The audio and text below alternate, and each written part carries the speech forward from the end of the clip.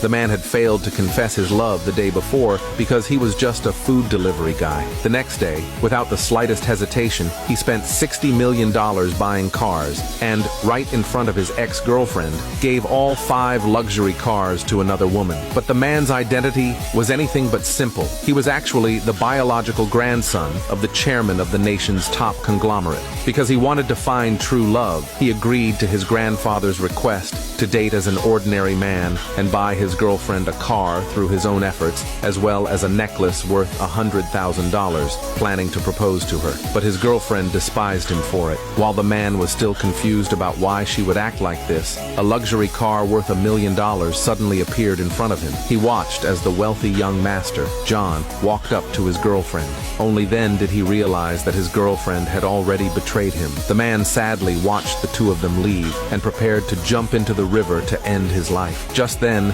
several luxury cars pulled up in front of him, and the people inside called him Young Master. Under his shocked gaze, they took him back home. That's when he learned that his grandfather had passed away, and that he was to return to inherit the family fortune. Knowing his grandson wanted to find true love, before letting him inherit the estate, he had the butler give him $1 million with the condition that he must spend it all within 1 month, and it could only be spent on women. If he could find true love in this way, he would inherit the trillion-dollar fortune. The man left home again, holding the bank card in his hand, but had no idea how to find the right woman. That's when he overheard 2 passers-by talking about the many beautiful women at the nearby car show. After hearing this, he immediately had an idea. So he followed them to the car show, and sure enough, there were many beautiful women there. He spotted Lucy, wearing a red evening gown, at first glance, and decided she would be his girlfriend. So he pushed through the crowd and confessed his feelings to Lucy, but his poor clothing earned him ridicule from the onlookers. Even Lucy looked at him with disdain, saying that someone had just been willing to spend $500,000 just to get her contact information, but failed. But at this moment, the man was holding a black card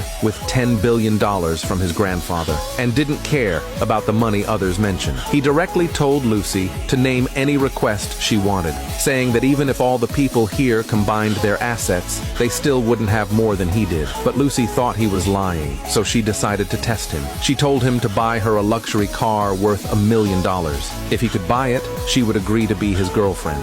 If not, the security guards would throw him out. The man just glanced at the car with disdain and was about to say he would buy it right now when someone suddenly walked in and interrupted him. That person was John, the one who had stolen his girlfriend the day before, who mocked him as just a delivery guy trying to buy $1 million luxury car. The man simply looked calmly at the two of them, then suggested a contest with John to see who was richer. The loser would be thrown out by security. John casually took out a bank card to buy the woman next to him $1 million luxury car. The man, however, took out his $10 billion black card and bought all the cars Lucy was endorsing, planning to give them all to her. The woman looked at him in shock, starting to wonder if she had been wrong about him before. He really was a rich man. She then regretfully grabbed his hand, saying that she had only been testing his sincerity earlier and wanted to get back together with him. But he flung her hand away, looking at her with contempt.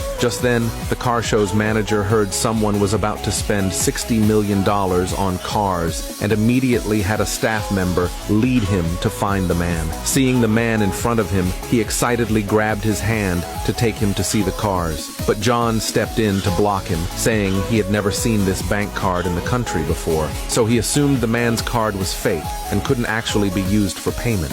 Little did he know, there were only 3 such cards in the entire country, and only those with over $10 billion in assets could possess one. The manager, who also had never seen this card, thought the man was joking as well, and immediately wanted to have him thrown out. But Lucy stopped the manager at that moment, saying they could find out if it was real only by swiping it. The manager began to have doubts too, so he told the staff to bring over the POS machine to check the authenticity of the card. But the next second, the POS machine showed a failed transaction. The manager immediately became angry and ordered the security guards to throw the man and Lucy out together. He immediately called out to the manager, saying their machine must be faulty. A nearby staff member saw the display saying the machine's limit was too low and suggested the manager try again. So the manager tried again and again, using 7 different POS machines, but all still showed the limit was too low. He began to feel a wave of panic inside. Now the manager had only one last machine left, and this POS machine would only approve cards with more than $1 billion on them.